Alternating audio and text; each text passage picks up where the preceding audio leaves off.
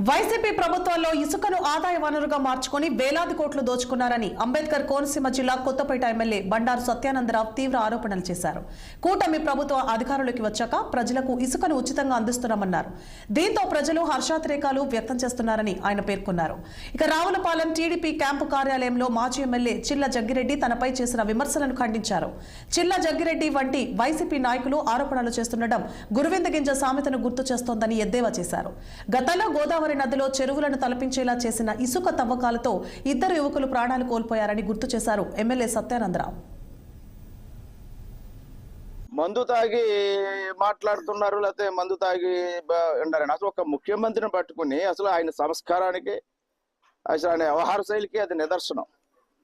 చంద్రబాబు నాయుడు గారు జొన్నాళ్ళు సెల్ఫీ తీసుకున్నారు, వాస్తవం. అది అక్రమ నిల్వలు ఉన్నాయి, అక్కడ అక్రమ కొండల్లా పేరు పోయిన గుట్టలు చూసి సెల్ఫీ తీసుకున్నాడు. ఈనాడు మీరు తీసుకున్న సెల్ఫీ ఏమిటది? ఎవరో ప్రజలు పట్టుకెళ్ళడానికి పట్టుకున్నటువంటి చిన్నపాటి గుట్టలు.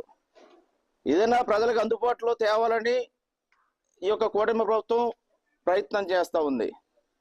మరి ఇలాంటి తప్పుడు ఆరోపణలు చేసి బురద జల్లుకొని ఏదో పబ్బం గడుపుకుందాం అనుకుంటే మాత్రం అది సరికాదు. మందు తాగి మాట్లాడుతున్నారు, లేకపోతే మందు తాగి ఉండారని అసలు ఒక ముఖ్యమంత్రి